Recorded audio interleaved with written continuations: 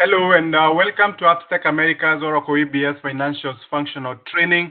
My name is Bob and I'm the lead senior consultant for Upstack America. And with me today I have Victor, who is also a senior consultant. And today we are handling lesson 9 of the receivables module. And Victor, please walk us through.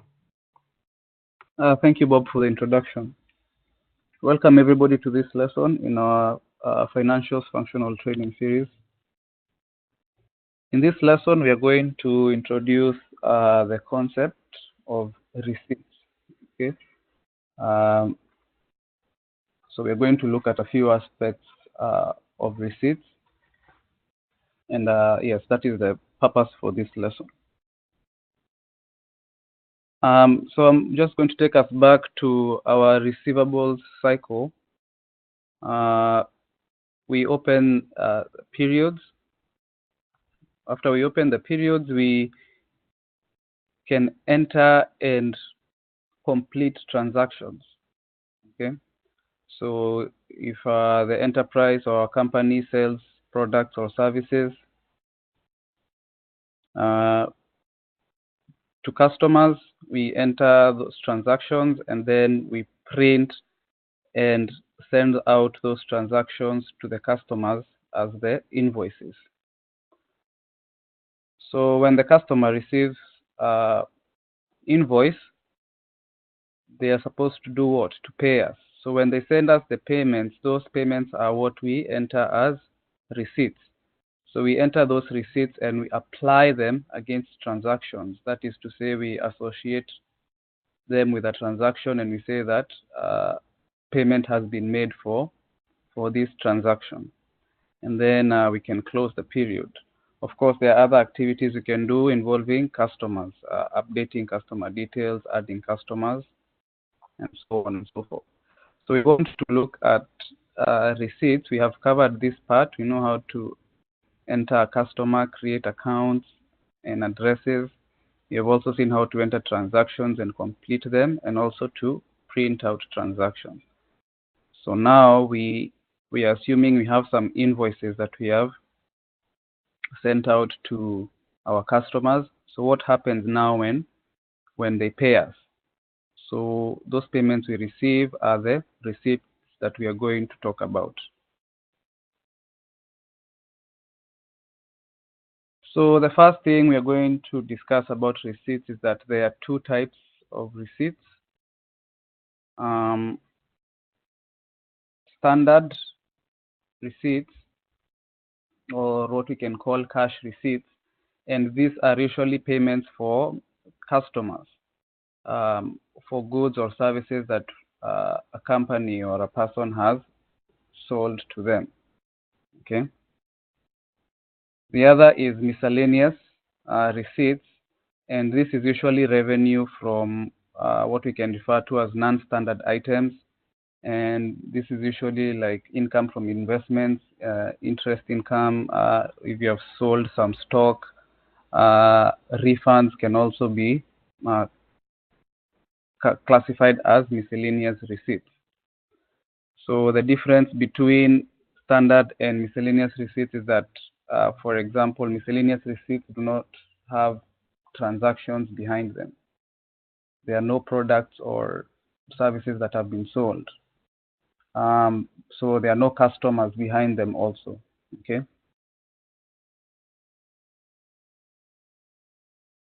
When we enter receipts in receivables, we can enter them in batches, or we can also enter them directly without batches. So it's the same thing as what we saw with transactions. Okay. So what are the attributes of a receipt? When we're entering a receipt, what are some of the details that we are going to enter, or what are some of the fields that we expect to see? One thing we are going to see is the receipt method, which is actually a very important topic, which we're going to discuss separately. So for now, just know that we enter something called the receipt method. And then we have the receipt number. So if you're entering a receipt manually, you would enter the receipt number. Perhaps if it is the payment you have received is a check. The check could have a number, will have a number, not could, will have a number, right? So you could enter that check number as the receipt number, for example. And then, of course, we'll have the receipt type. We have said we have two receipt types, standard or miscellaneous, so you can choose the type of receipt that you're entering. Of course, we'll have the GL date, the date which accounting will be created for, the effective date which accounting will be created for this receipt. Currency, you can enter receipts in different currencies that you have enabled. And of course, the receipt amount. If it's a check, it will say the amount that check is for. And of course, it will have a customer, the customer who has sent you that payment. So those are just some of the fields that we expect to see when we go to the receipt window.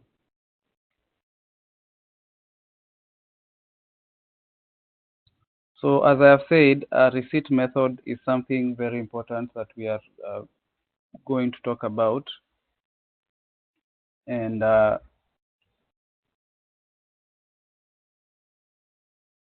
this is something that we select when we are entering receipts, okay?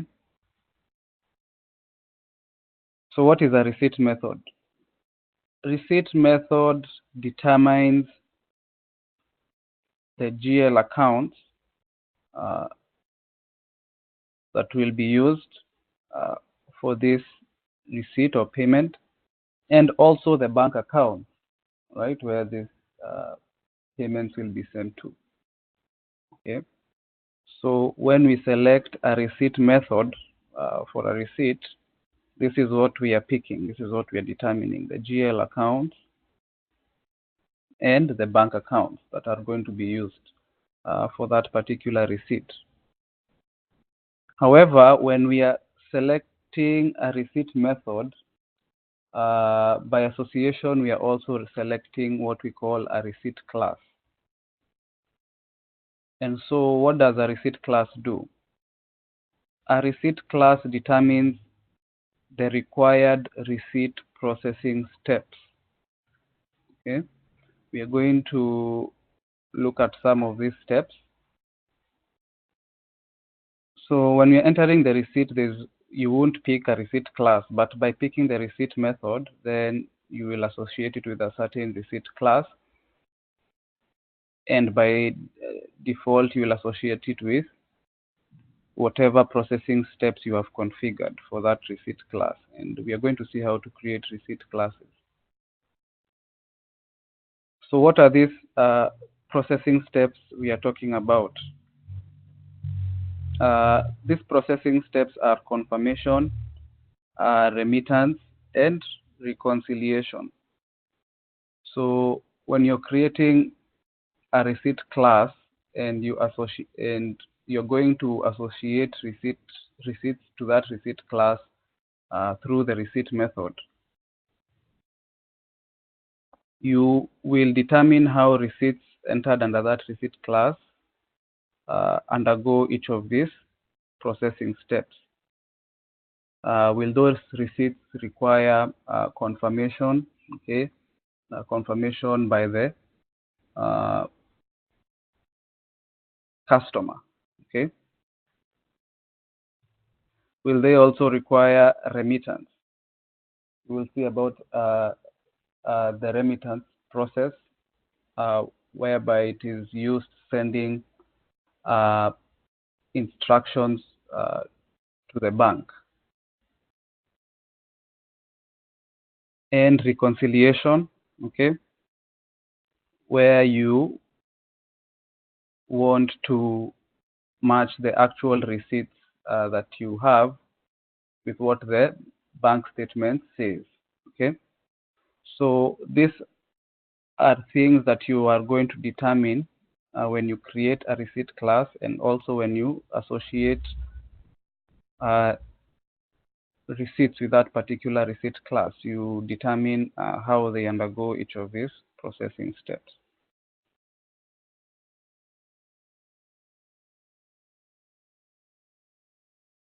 Now we will see that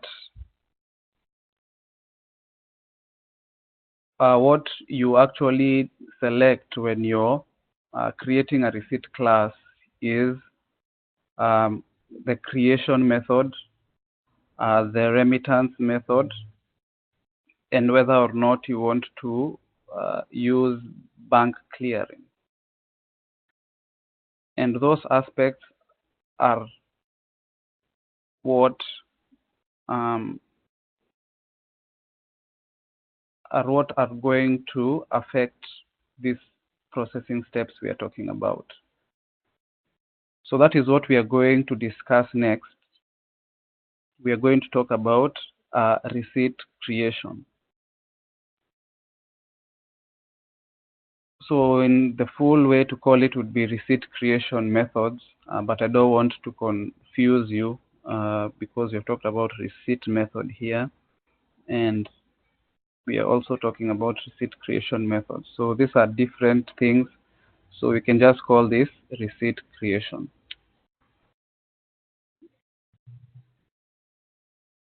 So there are two ways in which you can create receipts in receivables. One, which we are going to be familiar with, is the manual creation method. And what happens here is that you have already created your transactions, you have printed them out, and you have the invoices sent out to the customer. So now what you're doing is you're waiting for payment from the customer. So the customer will send you payment. Let us imagine that they are using a check. They are sending us checks. It's going to be easier to use the check as an example, although you can receive payments in different ways. So the payment, the customer will send you the payment. You will go to receivables, the receipts window. You will enter the payment. Okay. Those attributes that you have talked about, you will select those attributes and you'll associate that payment or that receipt with a customer, and you will apply those receipts to a transaction. Okay.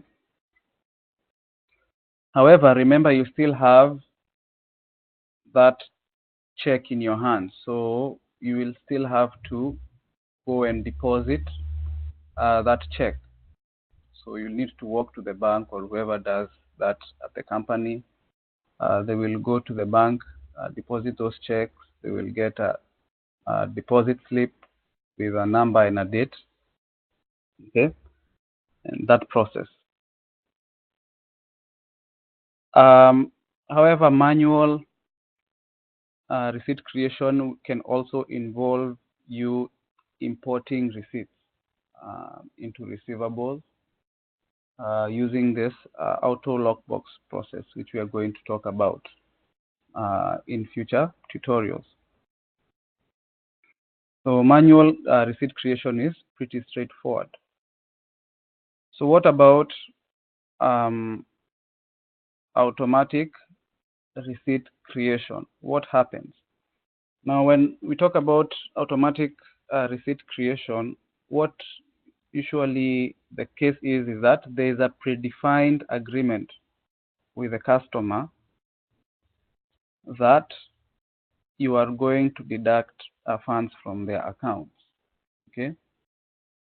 So this is probably something we're already familiar with. So, for example, if you are on postpaid for your phone, your provider will deduct a certain amount from your account at the end of every month, or something like your car insurance. Okay, So there's a predefined agreement with the customer to deduct funds from their account. So in this case, you're not waiting for the customer to send you a check, all right, by the time the payment is due. So what happens, for example, in those cases we've talked about, like insurance, your insurance company will send you an email or a text, and they'll tell you that this amount is going to be deducted in your account on this particular date. Depending on the arrangement with your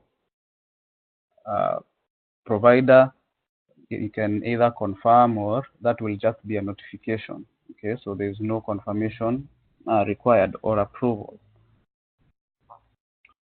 So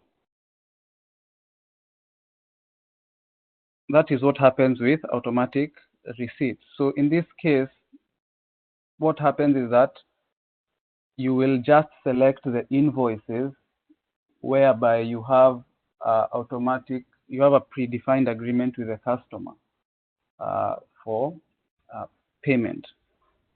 So for those invoices, you will create automatic receipts. Remember, you don't have a check that you're entering a receipt for.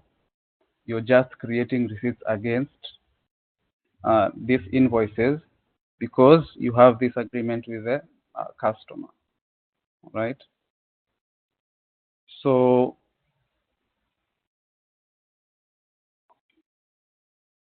I have a representation of these two processes here that will probably help us to understand them better. So for manual receipts, and we have said that what we do is we already have the transactions, we sent the invoices to the client, now they have sent us payment, and we're using example for a check. So we are going to enter that receipt and we are going to apply that receipt to a transaction.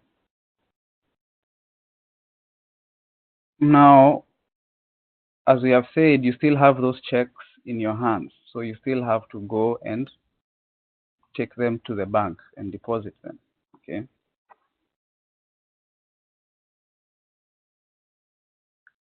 When in the case of manual receipts, you can choose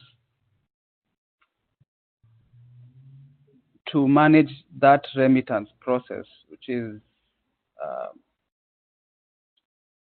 sending those receipts to the bank. You can choose to have receivables help you manage that process. So using that example of a check, let's say you have entered many checks, okay? You have probably like 50 checks you have entered for and applied those receipts against transactions, okay?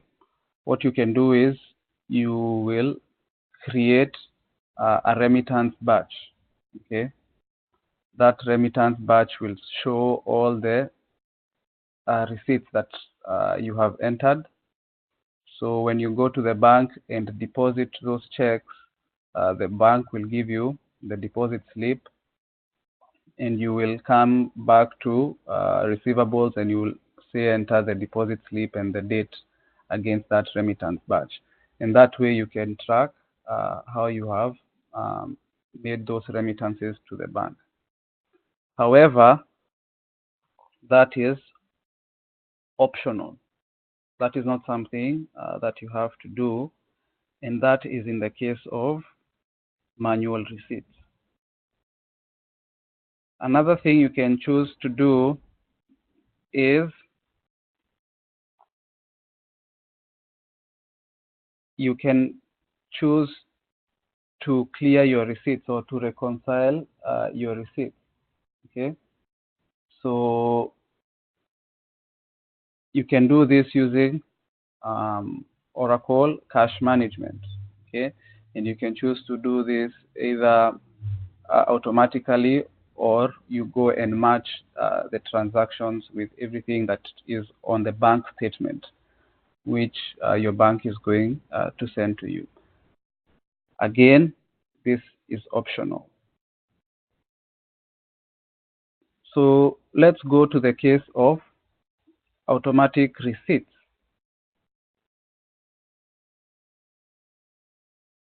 For automatic receipts, it is a bit more complicated. Okay.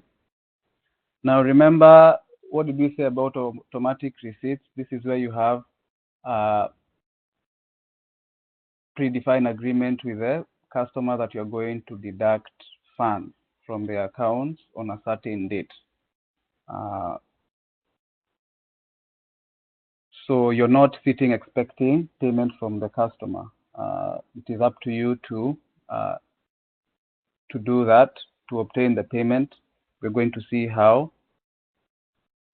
So what you have are just invoices or transactions.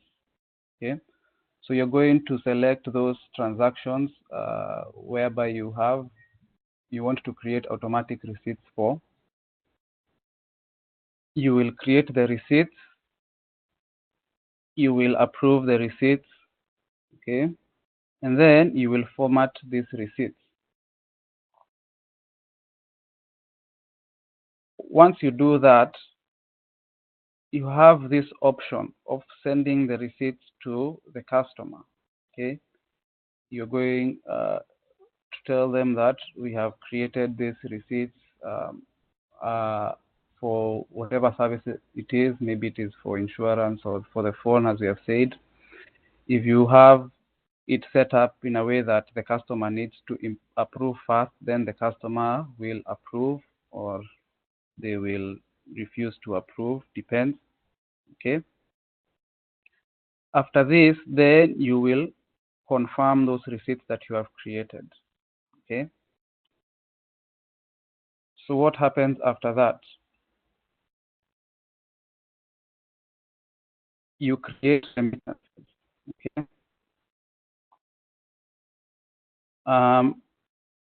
In this remittance creation process, you will create the remittances, you will approve them, and then you will format them. Okay. So this formatted remittance will be an instruction to the bank, something that you will send to the bank.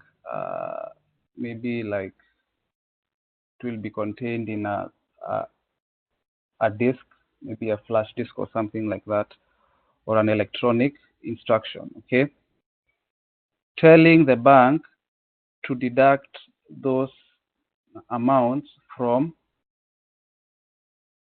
the customer's accounts. Okay, so that you can get your payment. After that has been done, the bank will send you a bank statement.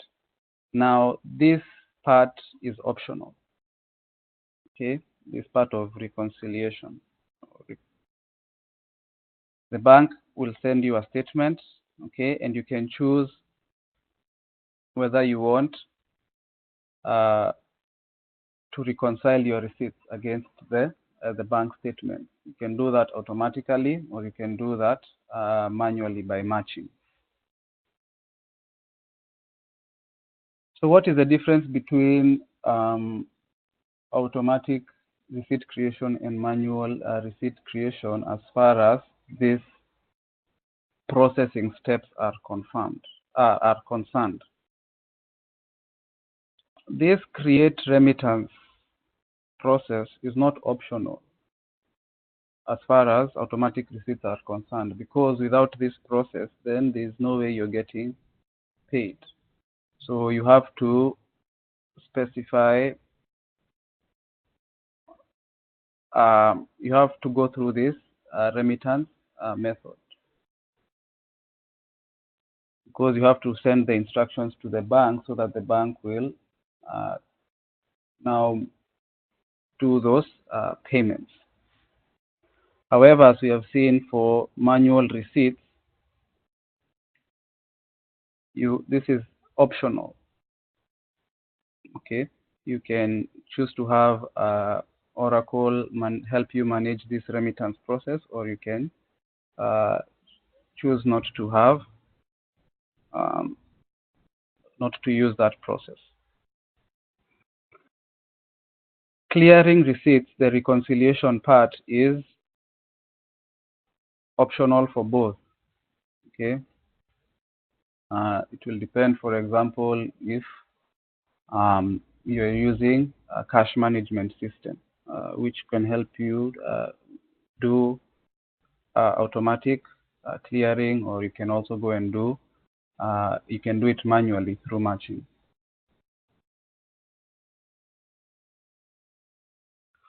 So again, here, remember, this can be just a notification that is sent to the customer without any approval required from their part. Maybe you already agreed when you're signing the contract that this is what is going to happen, so no further approval is required. You just get a notification. Okay. Now, to bring all this that we have discussed home,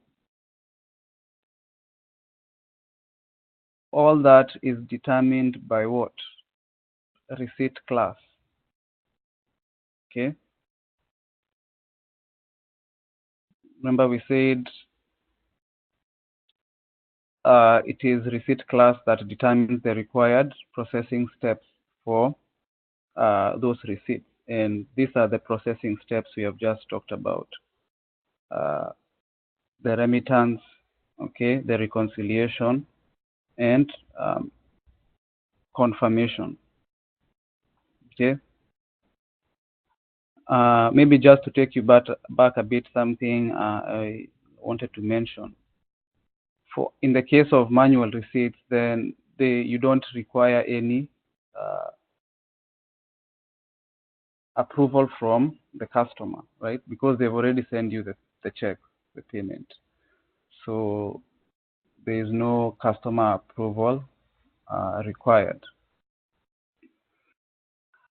But as we were saying, all that is determined by the receipt class. So when we create a receipt class, right, we will specify a creation method which is how the receipts in that receipt class are going to be created. Okay. We have talked about those creation methods, and we have seen the implications of either. Okay. So, for example, by now you can you should be able to tell that